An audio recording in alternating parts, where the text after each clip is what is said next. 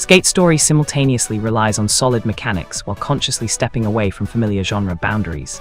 Formally, it's a skateboarding project, but in its structure and presentation, it's far broader than the standard notion of a skate sim. It's a story-oriented, incredibly stylish project that's accessible even to players far removed from skateboarding. Gameplay in Skate Story is built around the sensation of movement and control. The controls are responsive, the physics predictable, and the board and character behavior is easily mastered even by those unfamiliar with more hardcore skateboarding simulators.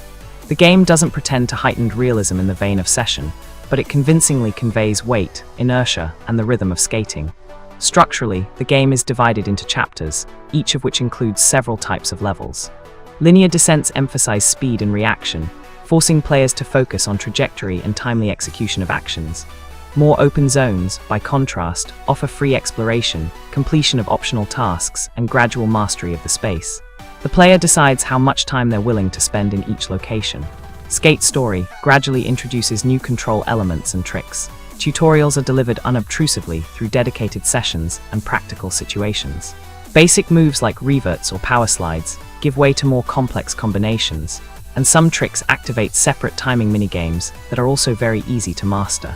Most challenges allow unlimited attempts, and failures are treated as part of the learning process. The game rarely punishes mistakes, so it never causes frustration. The clearest objectives in Skate Story are tied to bosses or special segments. So-called lunar bosses require building a combo of tricks and finishing it with a precise landing in a designated zone. In other cases, the task might involve collecting symbols, jumping through portals, or meeting conditions within a time limit. In these episodes, players get to test themselves and show what they've learned, but even here, there's no sense of a harsh exam. Open zones contain optional activities related to scoring points and collecting souls. These are used to purchase cosmetic items for the board and character. Farming them isn't mandatory, there's no pressure from the system. Levels of this kind can be left without completing all available activities. The game's aesthetic is built on bright neon colors, clean geometric shapes, abstractions, and high contrast. The surreal landscapes are incredibly beautiful and mesmerizing. Despite the saturation, the environment reads wonderfully, with key elements easily distinguishable even at high speeds. Combined with the fact that the protagonist is essentially a glass figure, the project looks visually logical, though it might not appeal to part of the audience from this angle. Music plays no less important a role here. The soundtrack blends synthwave, soul, and other electronic genres, tightly synced with the rhythm of skating. The audiovisual accompaniment enhances the sense of flow, helps with concentration, and overall delivers aesthetic pleasure from the gameplay. The overall story revolves around a demon trapped in a glass body whose goal is to devour the moon to break free. However, the dialogues, characters, and events follow their own peculiar logic and rarely explain what's happening. They're geared more toward associative perception and setting the mood for a fragmented narrative. The narrative plays an important role in the game's structure, but it's unlikely to appeal equally to everyone. For me, it became an intriguing backdrop and an additional layer of meaning, but it might simply disorient others. All tasks are tied to a specific context that you can dive into, or you can just skate around without overthinking it. Technically, the game is quite stable, but not without minor glitches. Crashes can occasionally happen, and sound effects might loop. It's also unclear why there are no additional modes, no skate park, no sandbox, no option to freely replay completed stages. The game is strictly oriented towards story progression, yet you really want to return to some levels. At the same time, it's important to understand that Skate Story was deliberately built around the idea of game as process, not competition.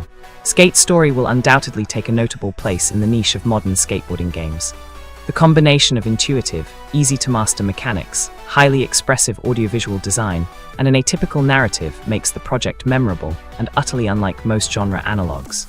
Once again, this is about the process, and the developers put serious effort into its quality.